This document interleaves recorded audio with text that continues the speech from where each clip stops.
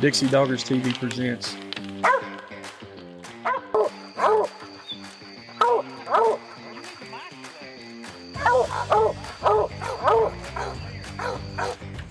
We're fueled by Showtime dog food. If you want your stud dog, your kennel, or your business advertised at the beginning of this, just like you're hearing now, you can contact us at dixiedoggers01@gmail.com or call 205-388-2558. All right, everybody, what's happening? We just got back from Uncle Earl's 2023.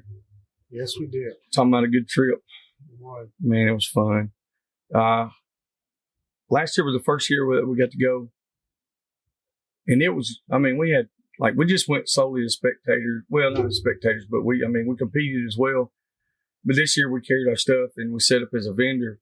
And, we did good. We had a lot of business. A lot of people came by our booth and hung out with us. A lot of people bought products. We had a good time. But overall, even in the competition part of it, our dogs done really good. And the event went really good. Yeah. It's Earl is always pretty smooth running. Like I said though, I was talking with Jake, and that's what he said. He said it was just so much fun. Oh yeah, I still haven't got to stay for the whole week yet. Both years I came in on Thursday night, and so I've only got to experience the Friday, Saturday, and Sunday. But just from that, I can usually tell. It's been a long week. Everybody's tired by the time Friday comes. Yeah, exactly. We're still having a really good time, and the event's still running very smoothly. Well, we had a lot more spectators come in on the weekend. That's where most of the spectators come in. Probably it starts like Thursday, but now we had the threat of weather all week long. Friday was slower than last year, but it was supposed to be imminent weather. But it picked up. Yeah. Saturday was a good day. Sunday was too, till the rain. Yeah. Sunday morning was really good. So we got some of the results and we're not going to go over every single place on the winners, but we've got the first place winners through the events that we had the week. The first one is in puppy class. We had Sunny D, Code Red Kennels. Congratulations to you guys. That little Sunny D puppy's looking really good. I know I've heard the name, but I don't recall if I've seen it. I watched it with the puppy class in Old and Young, and also Old and Young split first, second with Rango and Sunny D and Joker and Gus, which is Dirty Dog and Code Red, and then Circle B and Code Red. Those Code Red kids are wearing it out, but they're knocking it out. And then the one dog, first place we got Goose, Top Gun Kennels. One Dog Woods event, we had Cabo, Red Skeins. Then the first place in the sportsman class was Legs, owned by Shiloh Walker. The sportsman class, it really shined this year. There was quite a few people that showed up, entered dogs that had never got to do this or do any of it. And it's hard to get a trophy or a plaque or anything from Uncle Earl's because there's so much high-end competition. Yeah. And it's also one of those where any dog could win it. Oh, yeah. You never know because it's a whole different playing field. It's not the little regular backyard bay, and it's not your normal competition bay. It's a little different. So, but the sportsman class has really just opened it up to a lot of woods hunters. Because last year I talked to a lot of guys that woods hunt, and they were still on I'm not running by my body, And this year it was more along the lines of, shit, hell, if we can put our dog in there and they do pretty good, and they see somebody else's dog doing good, so they're like, well, hell, we'll try it, and then look at what happens, It goes from being a spectator to, hey, I'm part of this competition. Exactly, and what that does is, move my fan so it don't blow in the microphone. And what that does is it leads to a future a future competitor, hopefully, So, but I just wanted to give a big shout out on that, the sportsman class. It really shined this year because there were some good dogs. in the sportsman class. Dogs that had never done this, they were showing out. Then in the 2-dog woods, we had Clyde and Pug Nasty. Colton and Peyton Boyce, congratulations to y'all. I think that's the first time they hit anything. Yeah, that was the first 10. Yeah, first 10 that Colton's had, and got it with the Woods Dogs, and got him a nice trophy and everything. In the 2-dog, we got Little Joe and Grumpy, 3R Kids, and Rhett Maynard. Dude, that was like I guess kind of like the underdog story almost, but not, because the dogs were really, really good. All right, anything from 3R. Yeah, Jake Robertson and Rhett Maynard, those boys were. And I noticed so many times they were there with Colton and Case and other kids, and kind of coaching them along and helping. And Rhett, he's been helping, right? Yeah, Rhett was out there he's chasing pigs. He's doing a lot of work. He a long way. He does a really good job. I'm proud. I'm proud for you. There's a lot of, I don't know who's calling them, Utah. There's a lot of people that were pulling for you guys, and the dogs done their part. So congratulations. Youth Bay, we had Smiley and Medea, Kenzie Killian, and Clayton Kep. I think that was Medea's last run. Yep, they retired. Medea's been around a long time. For you guys that have been in the Bay Pen stuff, y'all probably know Medea. Charles Kep's dog, and Clayton it's Clayton's dog, I think. But either way, everybody knows Charles probably better than Clayton. Clayton's young, and he's coming up, and he handles really good. He's got some good dogs, and I'm telling you, he works the pen out there in Tyler. That boy's top hand pen help there. I'm telling you, yeah, he ain't scared of none of them hogs. Like I know the other guys that do work pen help. Most of them are older. And I know they're not really scared, but they respect the hog, and they try to watch it. Look, I was Clayton open the door, crawl in there with 30 of them in the chute, and be like, just kick them, get out of the way. He ain't worried about it. Get that ass out the way. Tough. And then we had the best of the best. Yes, man. Eric. Yes, sir. It was coming a monsoon. Yeah, I think it was almost a foot of water. There was hail. Logan Campbell done got down to the kilt. He was working in the pen. That's it. And I can't remember her name. She was with Logan Campbell. She got out there and helped too. It was definitely some inclement weather. It was pretty rough. Yeah. But Wolfman, he hung in there and laid it down, and they came home with the win. So, congratulations to all the winners. That's what this episode here is, kind of just a recap of what all happened, the good and the bad. And then we're also going to do another one. And if it's not, it'll be a separate one, but it'll roll right over into this, where I'll get Rodney on here, and we're going to sit and talk some shit and carry on, talk about some, what he thought about it. 'Cause he actually, he ran Matt and got a 8th place finish. So that was his first time he's won anything as well. So like I said, the sportsman class has really, really opened up some doors for people. So, but there was quite a few vendors. The food's good as usual. Oh yeah. Cajun Camp, they were throwing down. I didn't actually get to go up there and sit They down. had the best potato salad I've ever eaten in my life. Yeah. Like I said, I didn't even get to go up there and sit down, but there was a couple of times that somebody brought me a plate down or something. But Slick, he took care of me. He cooked a couple of different times. Slick Willie. And I'm telling you, I've asked him to cook. My man can cook. They had a cook-off on some ribs between him and Mr. Ricky Campbell. And I can't say whose was better, because went up there and ate both of them. There was no complaints, not on my end at all. And me, I'm real weird about stuff. Let's say Willie's he had sauce on his. Ricky didn't have any sauce on his. I favor dry ribs more. But to have sauce, Willie's it was phenomenal too. So it's like, sauce is one of the things. you gotta be careful with it. Yeah, because like with dry ribs, typically like dry out, so that's a big issue. Or They you have weren't wet ribs good. where they're too sloppy. They're almost slimy. Like the sauce is cooked down too much, and it's like gelatinous. And I don't know. No, it wasn't nothing like that. It was really good. Let's see what else did we have going. Spencer Brunson played, had a good little concert.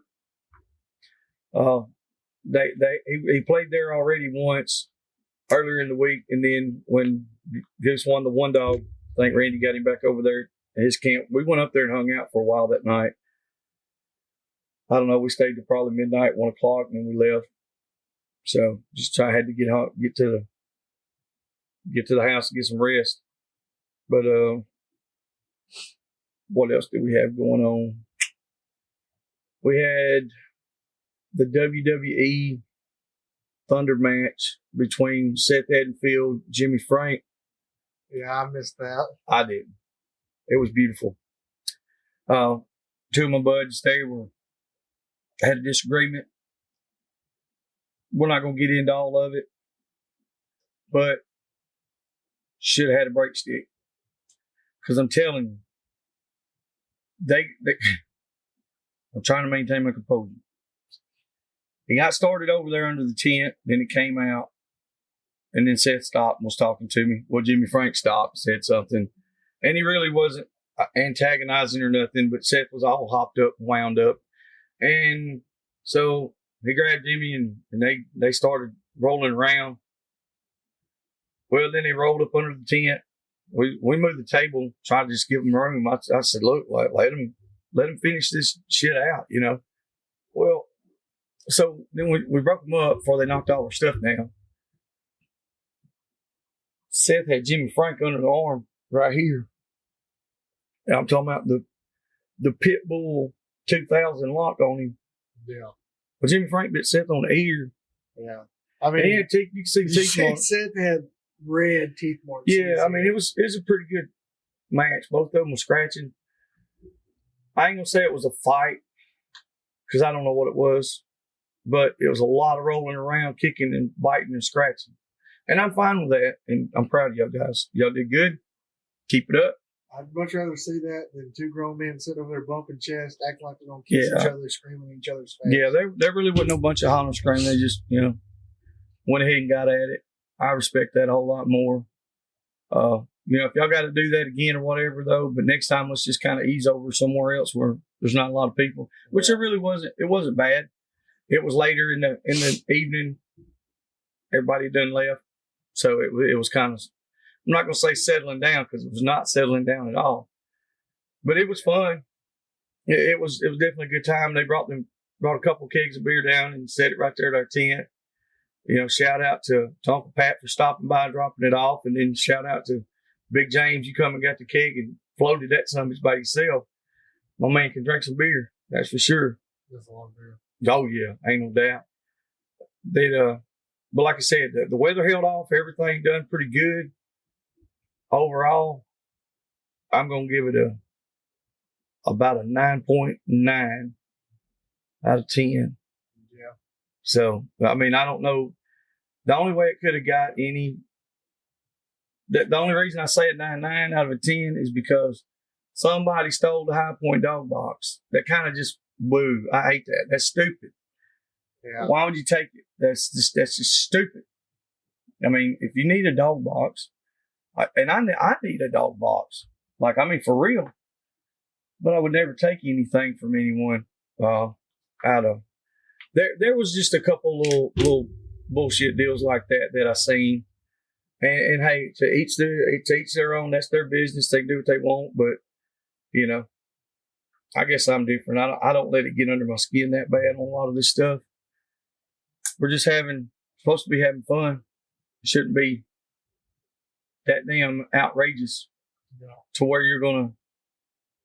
you lose friendships and relationships over something. Like I said, it's supposed to just be having a good time. Exactly. I hope they find out whoever done it. But other than that, that's the only thing I say. Yeah, I mean, that's really it. As far as like bad things that happen, other than that, it's kind of shitty when all the rain was going out and everybody's trying to leave Sunday. A lot of the big rigs and the horse trailers were getting stuck, so that was a mess. Mm-hmm. But everybody got out. When I drove through that small tornado going to Kirsten's house, that was not fun. It was bad. That was scary. First time I ever had my car slide on the road when I had my foot on the brake. It did not go forward. It went to the left. I was almost in the ditch, and then I was in the center of the road. I was like, I need to leave. What I need to do. But other than that, it was a great time. That was about my only down point. I was like bitching about the weather in Louisiana, and I was like, maybe I should bitch less about the weather because apparently it can here. Yeah, it was bad. We were right behind you, which where you pulled over, we just kept going straight. Yeah, it moved through. Whatever, because it wasn't just rain. No, it was bad. Spinning. That's what I said. We couldn't drive. Like, I mean, you were going like just idling basically. I really should have probably pulled over, but like having the truck with the trailer and all that stuff on it, with that much weight, it kind of keeps it a little more stable unless it gets out of hand, tornado weather. But like I said, it rained though. Jesus Christ. I'm talking about a lot. Yeah. I think Sunday it rained like 2 inches. Or like at least an inch. Oh, it's probably 5 or 6 inches because it didn't stop. Like, I mean, it all night long right there where we were at, it flooded everything. And we wasn't that far from y'all. Well, 15 minutes. Yeah. But it was bad. So, I mean, like I said, but at the same time, it was supposed to have been doing that all week. Yeah. Or all toward the end of the week. And it held out. So that was a good thing. It held out that long. So that way we could continue on and get the show done. Not a lot of issues with the weather or anything like that. Like I said, it was a good damn time. That's for sure. Oh, yeah. If, I don't know how you're going to be able to, how can we top it next year? That's the next thing is, where do we go from here? Yeah. We had the bench show too. Forgot about that. We had the bench show in there, and that worked out good. There was a lot of people that participated. I think next year they'll probably have it off to the side, have it going at the same time, and have it to where, if you participate in it, then, because this time they've done it right in the middle of the arena. Yeah. And doing it right in the middle of the arena, we had to do it in between one event to the next or one class to the next. Yeah. So that's just, maybe like you said, next year we'll get it where we'll situate it to where we can do it different. Yeah. Might grow too. Do what? Oh, I don't know. But we got some. Where's Jeff? So, okay. But anyway, we had somebody come in while we were recording. But I think if we continue on the way we're going, we're definitely going the right direction. You just got to have the support, and you got to be able to keep it to where the functionality of it works. I definitely feel like it's getting more and more where there's a little bit for everybody to do more consistently. Yes. Like with the sportsman's class, with the woods class options, with the dog show. Yes. It gives everybody something to do, just enough besides just being a spectator and just going and hanging out with people, which, I mean, I know that's enough to keep a lot of people busy. But like I said, it's the difference just being a spectator and then physically getting involved with the competition. It makes you feel more a part of it, for sure. Yeah, exactly. So once you become involved in it, then you are part of it. You're not just going to watch. Yeah. That's one of the biggest things that, once we got started doing it, and we went to a couple of them and we kind of hung out, we watched and we ran a dog, and then it got to where we were running a few more. And then it got to where it's, that's all we're doing, now. Yeah. That's what we do. And so with the, having your own stuff in there and participating like that, it's just like sitting in the stands and watching that. It's not a bad deal at all because I've done that. But And my favorite thing. So just going out there taking pictures and talking with some of like the Woods Dogs guys, and they're like, yeah, they've never been independent. Like, oh, they're finna burn this pig up. This ain't gonna be nothing. And those dogs go in there. And I'm not shitting on nobody because I also saw enough with people who were like, they had the inverse reaction. Their dogs did go in there and they did burn it up. But there's more that go in there and do very little to nothing. And it's just very funny because I'm like, well, like, has your dog ever been around this many people or stuff like that? And they're like, no, that's not going to bother them or something like that. I'm like, okay. And then they get stomping mad because their dog's like just looking around at all the people. Well, it's because like, it's trying to live up to their ego. Oh, yeah. That's So that's the hardest thing is a dog trying to live up to you. I feel like somebody could probably make a lot of hustle money just betting Woods Dogs hunters being like, I bet you $10 he won't. Oh, yeah. Because there's a lot of them that are just extremely, extremely confident, and they don't. And like I try to talk with them about it. I'm like, if they don't go in there, don't be surprised because it happens. It happens to plenty of Woods Dogs because I mean it's completely different. It's a whole different ball game. It's a whole different ball game. They don't think, and that's the issue, and that's what separates competitors from most, and I'm not saying all of them by no means, but for most of the guys who have Woods Dogs or who owns Woods Dogs, that's just like in the coon hunting world. You have guys that are like, I'm not doing competition hunts. It's this or this or this. Well, no, it's because you don't know how to do it. That's the main thing. You don't know what you're doing.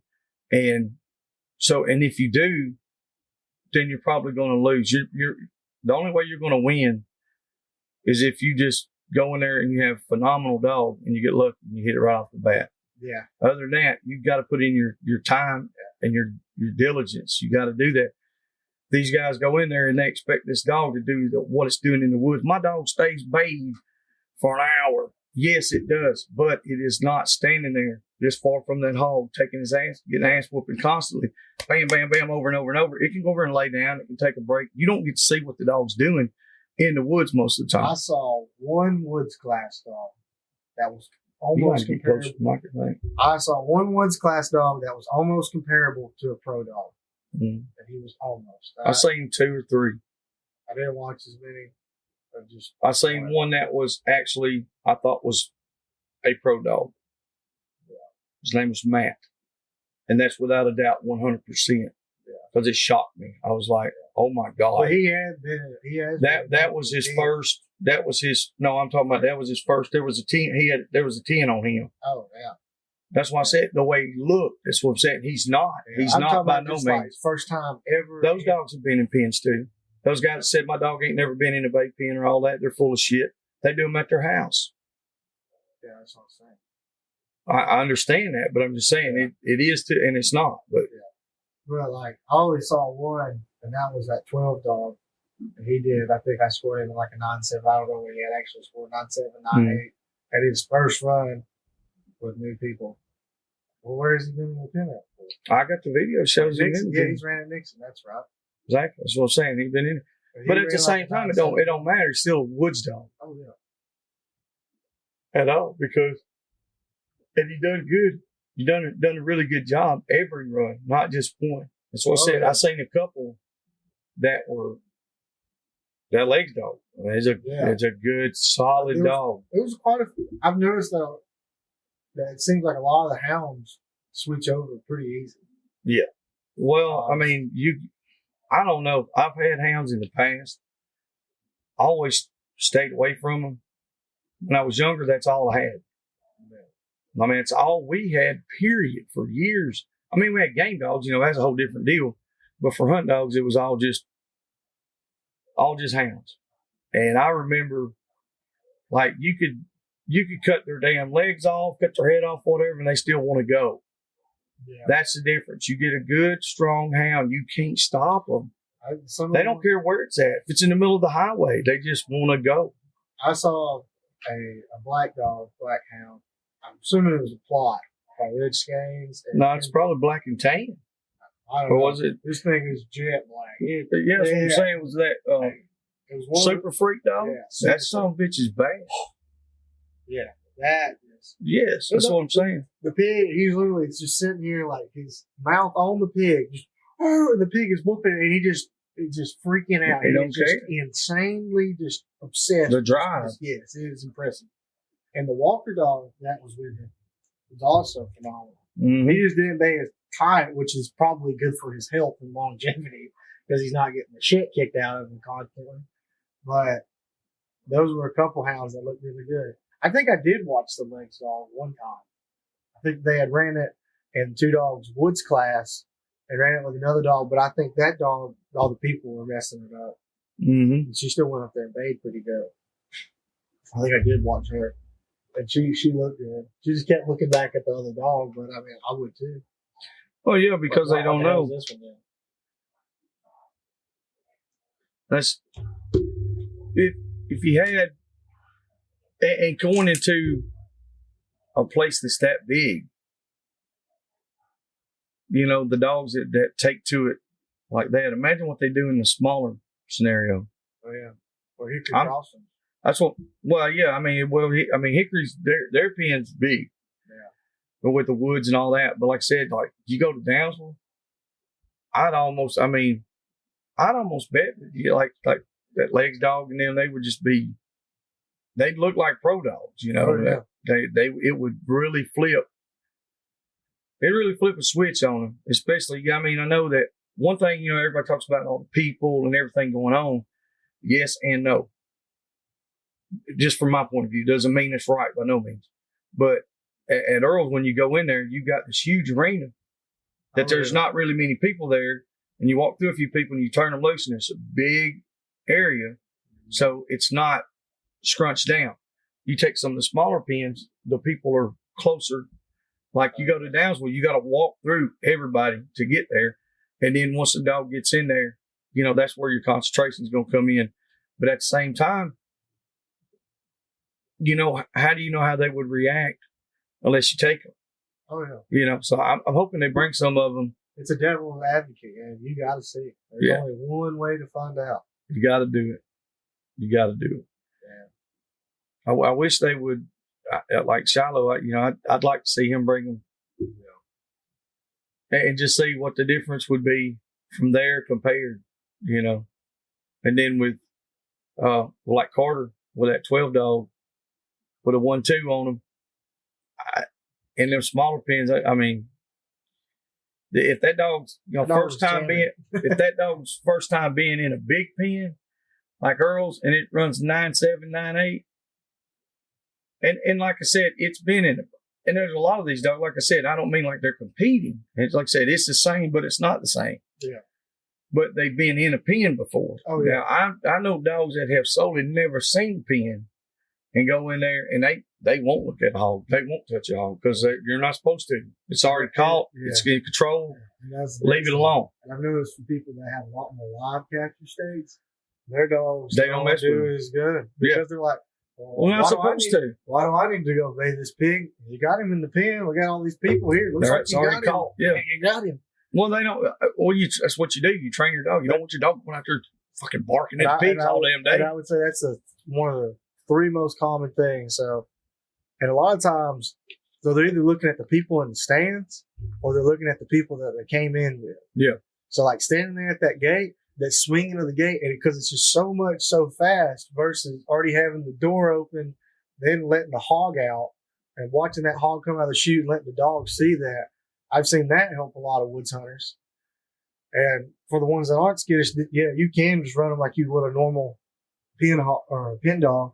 But I found that a lot of woods hunters that will actually open the gate, get the dog set in the pen, and then let the hog in. That helps a lot because the dog is like, oh, this is what we're doing. Versus, oh, we're in a pen. It's like, oh, shit, what's happening?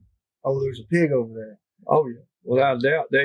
Because there's, I don't know, it's just weird because you get some dogs that they have no problems doing any of it. Does not matter. All they want to do is go. And then you get some dogs that are real peculiar, real weird, odd. Yeah. And these dogs do great in the woods. Yeah. But then you would think that, most dogs are friendly, want petting and all that stuff, that they would do okay around a lot of people, but they don't, man. It just locks them down. But you take like Eminem, like my dog. Yes. But he's Catahoula, so that's probably his number one problem with him. Yeah. I love Catahoulas, but sometimes I hate them. It's like a hound. Yep. But, because they're weird. Like if I have Eminem on a leash, he's probably not he might bark at somebody. Perfectly fine. But I found out at Uncle Earl's, you put him in a crate or tie him up, and when you leave, he's going to try and bite somebody. Yep. Which makes no sense. Which a lot of times, people shouldn't just walk up and just like, hey, what are you doing? Yeah. Jump down there at your dog. They think it's a young dog that's always going to see it. It's like, well, I mean. He doesn't know you. Oh, yeah. He's a house dog. Yeah. So it's one of those Or stays in the house. Yeah, it's one of those dual-edged things. It's like, well, I'm fine with him saying, hey, this is my space with strangers. But like, if we're all together somewhere, you better get the picture that everybody here's cool. So mind your manners. Don't be frowning at nobody. Don't be being a dickhead, And like I said, that's what I was telling you when it first couple of times it happened. I was like, so he's not booger barking anything. Like he's going to bite somebody if they stick their hand in there. Yes. So don't stick your hand in there. Yes. So we moved him. We got him over here by himself to the back side of the truck, out of the way. And then people still came around there trying to do it and like leave him alone. Which I found out his hand, apparently whenever you put her on a leash or on a chain or in a dog box, if you don't own her or she don't There's own a lot of dogs like that. Yeah. And I don't see anything wrong with it. I personally never handled one. So my only concern is just him biting a kid. Mm-hmm. A grown ass man being a dumb dickhead. I mean, like, even if it was the kid's fault, I'm still going to feel horrible if my dog bit a child, even if he just nipped her. Yeah, exactly. It's just like, I can't. Now you understand why when y'all were little, it was like, don't touch that dog. Leave that dog alone. Yeah. It doesn't matter whose dog it is. Leave it alone. Exactly. If the dog's up there jumping around, wagging his tail, trying to lick you and all that, and if the owner says it's okay, then you can pet him. Other than that, people teach your kids some manners. And it's so odd because I could cut Eminem loose, take him out of the dog box, and he'd lick everybody in the face. That's fine, but that's a defense mechanism. And then my dog Louie, the kennel cur, he's in a dog box. You stick I've seen multiple people stick their hand in there and pet Louie. But you put him on the leash, you don't want you to pet him. He's the exact opposite. I was like, these dogs are blowing my mind. It goes in the psychology of a dog. And it's just a dog's going to be a dog. You never know. You never know what they're going to do. They're just dogs. I found that very odd because I was expecting Louie to be the one, like, I got to watch him. He might be the one to bite somebody because he's like, yeah, but he did. I mean, he was fine. Yeah, if he don't want you to pet him, he'll just kind of turn around. Yep. He's like, don't touch me. But he's never going to really be defensive. No, he's not. Like I said, he's not doesn't have the same mentality that Eminem does. Which I also have these puppies since they're 8 weeks old, and they're simultaneously my house dogs. So it's like, I know these dogs. I spend a lot of time with them, and I just had never seen Eminem be aggressive towards anybody. And I was like, it just blew my mind. I was like, I didn't even know he had that in him. Oh, yeah, but the good side of that is, when my fiance, soon to be wife, if she rode around and wanted him as a ride along partner, I could trust him with her. Because hey, if somebody touches her, he likes her more than me. Yeah, he'll probably eat him alive. And that doesn't bother me. No, that's the whole reason. Like we done Lily, I had her. So, and I mean, I came in one morning. It's like 3:30, 4 o'clock, and Lily was asleep, passed out, snoring. And so I just eased the bedroom door open. I was taking my boot off, and my boot hit the floor. And if I hadn't grabbed her by each side of the head, I'd have been bit. But I can't get mad at her because that's what it was. That's what it was for. I stayed gone, and if I was gone all for a night or two, I wanted to make sure that I had her there for protection. She was not just going to bite anyone. Yeah, she was actually a personal protection. I mean, a full trained dog. Oh yeah, I mean, people walk up the steps and knock on the door, and she would sit there. She won't bark. Wouldn't bark. Ever. And then when they opened, she would look who it was. Mm-hmm. And then there's been a few times where I'm like, she doesn't know them. I better calm back. Yep. She's not going to just watch them come by. She's not going to bark. Yeah, she's going to hit you. Well, she tried to bite her cousin that one morning. Yeah. Well, she stuck her, the glass got knocked out. She's going to stick her arm through the door. Yeah, that didn't work out. Yeah. That's what you get. Almost bit Wayne that one time. He just knocked on the door and just opened it up and come on in. Yeah. No, he didn't even knock. Oh, yeah. He opened the door and hollered about that time, and that was it. And that's what you get. Like I said earlier, get some dog in the house that bites. Learn. This is not your house. This is that dog's house. Exactly. I would tell everybody, they was like, you need to put her up. I was like, no, you need to leave. Yeah, I didn't ask you to come over here. Yeah, I'm an asshole. And look, I don't care. My dog's an asshole. It's my house. I'm one of those, you know how I am about that stuff. I'm like, just don't just show up unannounced. Yeah. We have a phone. They work. You can call or text or whatever. I'm not answering. I'm either dead or that's busy. right. Something's wrong. Just stop. So, Yeah. but like I said, overall, Uncle Earl's good week, great week. I'll be there every time. The Oklahoma trash mixture, or what is the wager that you and Ed?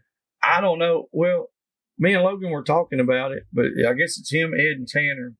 They got it started about getting a dog from up there on Dog Trader Hill or Dog Trader Road under $100, and then we'll meet up here whenever, and we'll have a hunt and see whose trashy dog does the best. And like I said, Ed, Tanner, and Logan were talking about it, and then Logan came down and said something to me about it, and I told him, I said, hey, yeah, I'll go too, if you want to.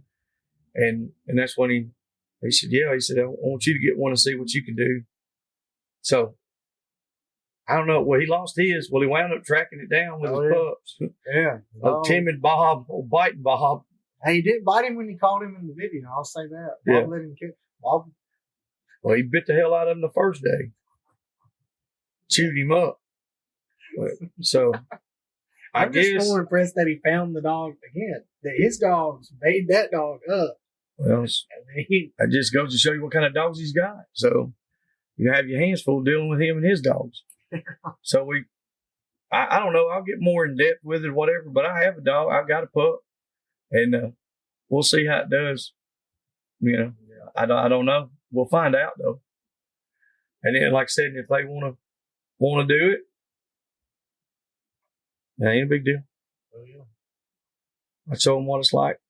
Get that old brindle dog on. I think it'd be real cool if we just did like a vlog on it. Just like every time we had worked the dog, recorded it, and basically had just like a video discussion of the notes and be like, okay, here's the progress. This is what I think. And then have it like when we go hunt and then film that and then basically have that whole compilation. I feel like that'd be real interesting. Just be pretty cool to have. Just to have the whole thing. I know just from like having handwritten notes. It's one thing. It's like when you go back and read notes that you wrote on your dogs, how they were doing a year ago or something like that. I know it's like, well, shit, I forgot half of this. Yeah, I didn't even think about that. Yeah. And I know that happens for me. Anytime I've done that, I just wonder, like, what would the difference be in the video? It'd be all right, Like I said, but you'd have to do it and be consistent with it. That's the main thing. So, but once we get more in depth on that, we'll do that again. We'll get back on that subject on another episode. So, like I said, this one here, just want to kind of do a recap of the events of the week and the winners, and just a basic format of it. Say congratulations, and it was good to see everybody. And we're gonna do another episode as well, and have it. We'll do a few other things, but so like I said, we just wanted to tell Jake, hey, we appreciate you. Thanks for everything you do, Uncle Pat. Keep rolling with it, buddy. Y'all are doing a great job. And thanks to Jay Bergeron and everybody else. Till next time, we'll see y'all. Thank you.